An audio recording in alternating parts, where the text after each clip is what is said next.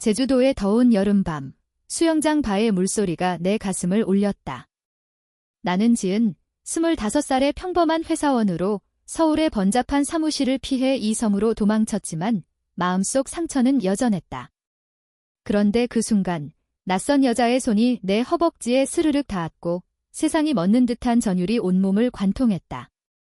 그녀의 눈빛은 바다처럼 깊었고 나는 그 속에 빠져들어 숨조차 쉬기 힘들었다. 그 손길은 우연처럼 보였지만 내게는 운명의 칼날이었다. 나는 황급히 다리를 오므리며 그녀를 바라보았고 그녀는 미소 지으며 손을 거두지 않았다. 미안해요. 그런데 당신 눈이 너무 예뻐서 손이 저절로 갔어요. 그녀의 목소리는 부드러운 바람처럼 속삭였고 나는 대답조차 할 수 없었다. 제주 바다의 소금기 어린 공기가 우리 사이를 채웠고 그날 밤 내 인생은 영원히 바뀌었다. 나는 지은이었다. 서울에서 태어나 자란 보수적인 가정의 외동딸. 엄마는 항상 겨자는 남자를 만나야 행복하다고 설교하셨고 아빠는 무언의 압박으로 나를 묶었다. 대학을 졸업하고 대기업에 들어간 후 나는 남자친구와의 안정된 관계를 꿈꿨다. 하지만 작년 그 남자가 바람을 피운 후 떠났고 나는 텅 빈 마음으로 제주로 왔다. 이 리조트는 친구의 추천으로 선택한 곳, 고급스러운 수영장과 바가 어우러진 휴양지였다. 낮에는 수영을 하고 밤에는 칵테일을 마시며 잊으려 했지만 외로움은 물처럼 스며들었다. 바에는 몇 명의 손님만 있었고 나는 구석자리에 앉아 마가리타를 홀짝였다. 음악은 가벼운 재즈, 공기는 열대의 습기로 무거웠다. 그런데 그녀가 나타났다. 긴 웨이브 머리에 가벼운 원피스를 입은 여자, 28쯤 되어 보이는? 그녀는 바텐더에게 무언가를 주문하며 내 옆에 앉았고 그 향수 냄새가 은은히 퍼졌다. 제주에 처음이세요? 그녀가 물었다. 나는 고개를 끄덕였고 대화는 자연스럽게 흘렀다. 그녀의 이름은 수민, 부산 출신의 화가였다. 저는 그림을 그리러 왔어요. 바다를 캔버스에 담는 거요. 그녀의 미소는 자유로웠고 나는 그 자유에 끌렸다. 하지만 그 손길 이후 공기는 달라졌다. 그녀의 손가락이 내 피부를 스치자 내 몸은 처음 느껴보는 떨림으로 반응했다. 왜 그러세요? 나는 속삭였고 그녀는 눈을 마주치며 말했다. 당신이 외로워 보이니까. 나처럼 그 말에 내 가슴이 철렁 내려앉았다. 우리는 이야기를 나누기 시작했다. 그녀는 부산의 예술가 마을에서 자랐지만 가족의 기대에 짓눌려 서울로 왔고 이제 제주에서 자유를 찾고 있었다. 가족들은 내가 여자랑 사귀는 걸 알면 죽을 거예요. 그녀의 고백은 가볍게 흘렀지만 내게는 충격이었다. 레즈비언. 나는 그런 단어를 상상조차 하지 않았다. 그런데 왜 그녀의 눈빛이 이렇게 나를 사로잡는 걸까?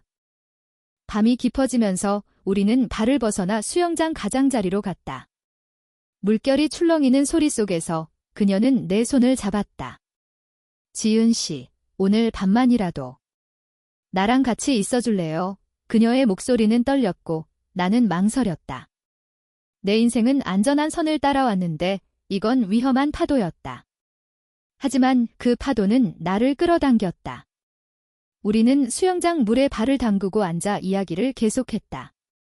그녀의 어린 시절, 첫사랑의 아픔, 사회의 시선. 한국에서 우리는 항상 숨겨야 해요. 하지만 사랑은 숨길 수 없어요. 그녀의 말은 내 마음을 파고들었다. 나는 내 과거를 털어놓았다. 남자친구의 배신, 가족의 압박, 그리고 이 빈 껍데기 같은 삶. 새벽이 다가올 무렵 우리는 키스했다. 그녀의 입술은 부드럽고 따뜻했으며 그 순간 세상의 모든 무게가 사라졌다. 하지만 키스가 끝난 후 두려움이 밀려왔다. 이게 무슨 의미예요? 나는 물었고 그녀는 웃으며 말했다. 의미는 우리가 만들어요. 우리는 호텔방으로 돌아갔고 그 밤은 내게 새로운 세계를 열었다. 그녀의 손길은 더 이상 낯설지 않았고 나는 그 안에서 자유를 느꼈다. 다음 날 아침, 나는 혼란 속에 눈을 떴다. 수미는 이미 일어나 창가에 서서 바다를 바라보고 있었다. 좋은 아침, 그녀의 미소에 나는 안도했다. 우리는 함께 아침을 먹고 제주를 산책했다. 검은 모래사장, 용암 동굴, 그리고 그녀의 손을 잡은 그 느낌. 하지만 현실은 곧 다가왔다. 내 핸드폰에 엄마의 전화가 왔다. 지은아, 언제 돌아와? 혼자 있으면 위험해. 나는 거짓말을 했다. 곧 갈게요. 수미는 내 표정을 읽고 물었다. 가족, 나는 고개를 끄덕였다. 그들은 이런 나를 받아들이지 않을 거야? 우리의 만남은 그렇게 시작됐지만 그것은 끝이 아니었다. 제주에서의 나날은 꿈 같았고 우리는 매일 새로운 장소를 탐험했다. 그녀는 나에게 그림을 가르쳐 주었고 나는 그녀에게 서울의 이야기를 들려주었다. 하지만 드라마는 서서히 스며들었다. 어느 날 리조트 카페에서 우연히 만난 내 옛 동료가 우리를 봤다. 지은 씨. 그분은 그녀의 눈빛에 의심이 스쳤고 나는 황급히 수민을 멀리했다. 친구예요. 하지만 그 말은 거짓이었다. 수민은 상처받은 눈으로 나를 봤고 그날 밤 우리는 다퉜다. 왜 숨기려 해? 나한테 부끄러운 거야. 그녀의 눈물에 나는 무너졌다. 아니, 나 자신한테 부끄러운 거지? 그 싸움 후 우리는 화해했다. 수영장 바로 돌아가 그날 밤처럼 앉아 그녀의 손이 다시 내 허벅지에 닿았다. 이번에는 나는 피하지 않았다. 수민아, 나 너를 사랑해. 그 고백은 내 인생의 전환점이었다. 우리는 제주를 떠나 서울로 갔다. 그녀의 작은 스튜디오에서 살기 시작한 우리는 조심스럽게 사랑을 키웠다. 하지만 사회의 시선은 날카로웠다. 거리에서 손을 잡으면 이상한 눈빛, 가족 모임에서 빠져나오는 변명들. 수민의 과거가 드러난 건 서울로 온 지 한 달 후였다. 그녀는 부산 가족에게서 연락을 받았다. 언니, 집에 와. 결혼할 사람 만났어. 여동생의 목소리는 밝았지만 수민의 얼굴은 창백해졌다. 엄마가 나한테도 남편을 소개하려 해. 그녀의 말에 나는 안아주었지만 내 마음도 무거웠다. 나는 회사에서 승진 소식을 들었고 동료들의 축하 속에 외로움을 느꼈다. 지은 씨, 남자친구는? 그 질문이 날카로운 칼이었다. 나는 웃으며 아직 없어요 라고 대답했지만 속으로는 울고 싶었다. 우리의 로맨스는 그렇게 은밀했다. 주말에 한강공원에서 산책하고 작은 카페에서 속삭이고 밤에 그녀의 팔에서 잠들었다. 그녀의 그림은 점점 밝아졌고 내 삶도 색을 입었다. 하지만 드라마는 피할 수 없었다. 어느 비 오는 날, 우리는 홍대 거리를 걷다 우산을 쓰고 키스했다. 그 순간 옆을 지나던 중년 여자가 우리를 노려봤다.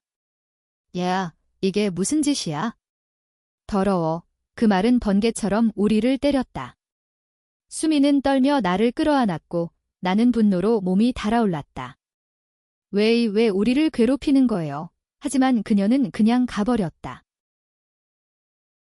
그 사건 후 수미는 우울해졌다. 한국에서 우리는 항상 죄인처럼 살아야 해. 가족, 친구, 사회. 모두가 우리를 밀어내. 그녀의 말은 내 가슴을 아프게 했다. 나는 그녀를 위로하며 말했다. 함께라면 이겨낼 수 있어. 우리는 LGBT 커뮤니티 모임에 처음 참석했다. 서울의 작은 바에서 만난 사람들, 그들의 이야기는 우리를 위로했다. 사랑은 범죄가 아니야? 우리는 그냥 사랑하는 거지. 그곳에서 우리는 용기를 얻었다. 하지만 가족의 그림자는 길었다. 내 엄마가 갑자기 서울로 올라오셨다. 지은아, 요즘 왜 이렇게 피곤해 보여? 남자 만난 거 아니야. 나는 당황하면 아니에요. 그냥 일이 바빠서 라고 둘러댔다. 수미는 그날 집에 있지 않았고 나는 혼자 엄마와 저녁을 먹었다. 대화는 자연스럽게 결혼 이야기로 흘렀다. 내 나이 되면 서둘러야 해. 좋은 남자 소개해줄게. 나는 속으로 울부짖었다. 엄마의 사랑은 진심이었지만 그 사랑은 나를 가두는 족쇄였다. 수민이 돌아온 후 나는 모든 걸 털어놓았다. 엄마가 나한테 남자를 소개하려 해. 그녀는 조용히 듣더니 말했다. 나도 그래? 부산에 가서 솔직히 말할까 해. 우리는 함께 계획을 세웠다. 하지만 두려움은 컸다. 한국의 보수적인 문화 속에서 레즈비언 커플은 꿈같은 존재였다.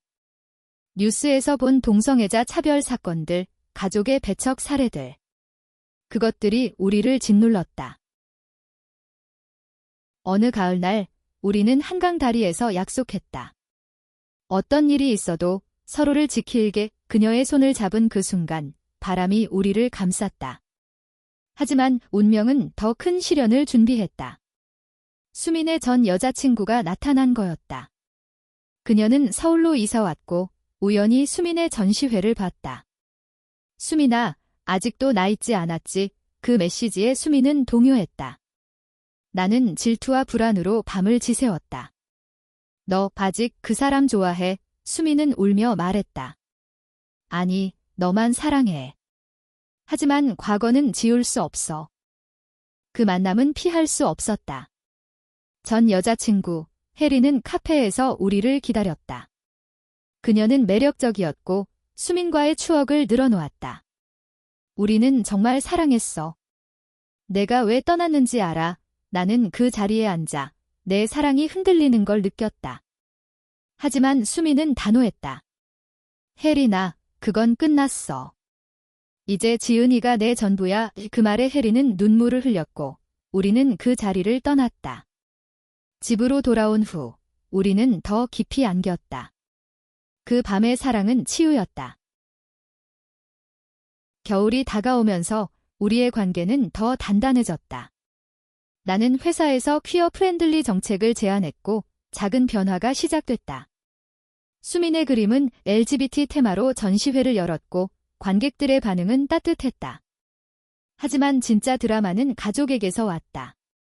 수민의 엄마가 서울로 왔다. 딸아, 왜 혼자 사니? 남자친구 없어. 수민은 용기를 내어 말했다. 엄마, 저 여자를 사랑해요. 그 순간 엄마의 얼굴이 창백해졌다. 뭐? 그게 무슨 소리야? 미쳤어. 싸움은 격렬했고 수민은 울며 집을 나왔다. 나는 그녀를 안고 위로했다. 괜찮아. 우리가 가족이야. 하지만 수민은 무너졌다. 엄마가 나를 버렸어. 우리는 며칠을 그렇게 보냈다.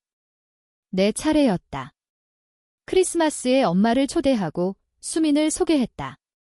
엄마, 이 사람이 제 연인이에요. 엄마는 충격에 말을 잃었고 식탁은 얼어붙었다. 지은아, 내가 왜 이런 길을? 엄마의 눈물에 나는 울었다. 엄마, 사랑이에요. 진짜 사랑이. 그날 엄마는 조용히 떠났지만 다음 날 전화가 왔다. 생각해 볼게. 내 행복이 제일이야. 봄이 오면서 우리의 삶은 서서히 피어났다. 수민의 엄마가 다시 연락했다. 딸아, 만나자. 부산으로 간 우리는 작은 찻집에서 대면했다. 엄마의 눈은 여전히 두려웠지만 부드러워졌다. 내가 행복하다면? 받아들일게. 그 말에 수민은 울음을 터뜨렸다. 나도 눈물이 흘렀다. 한국의 가족 사랑은 그렇게 천천히 변했다. 내 엄마도 마찬가지였다. 지은아, 조심히 살아. 세상이 아직 준비 안 됐어. 하지만 그녀의 말 속에 수용이 있었다. 우리는 함께 여행을 떠났다. 강원도의 산맥, 설악산의 등산로에서 손을 잡고 걸었다. 바람이 우리 머리를 스치고 그녀의 웃음소리가 메아리 쳤다. 지은아, 우리 결혼할까? 수민의 장난기 어린 말에 나는 웃었다. 한국에서. 아직 불가능하지만. 언젠가 그 꿈은 우리를 더 강하게 만들었다. 서울로 돌아온 후 우리는 작은 아파트로 이사했다. 벽에는 수민의 그림이 걸렸고 창가에는 제주의 조개 껍데기가 놓였다. 하지만 드라마는 끝나지 않았다. 회사에서 내 관계가 소문났다. 동료들의 속삭임, 상사의 차가운 시선. 지은 씨, 개인사지만.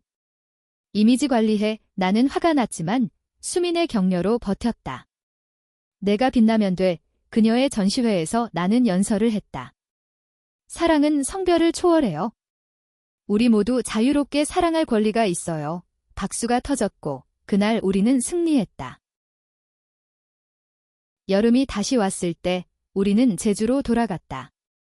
그 수영장 바로 앉아 그녀의 손이 내 허벅지에 닿았다. 이번에는 웃음이 나왔다. 기억나. 그날 수민이 속삭였다. 나는 고개를 끄덕였다. 그 순간부터 내 삶이 시작됐어. 우리는 물에 들어가 수영했다. 물보라 속에서 키스하고 바다를 보며 약속했다. 영원히 함께. 가을 전시회에서 수민은 성공했다. 갤러리는 사람들로 가득 찼고 내 가족도 왔다. 엄마가 수민의 손을 잡으며 말했다. 잘 부탁해. 그 장면은 눈물 날 정도로 감동적이었다. 우리는 파티 후 집으로 돌아와 포옹했다.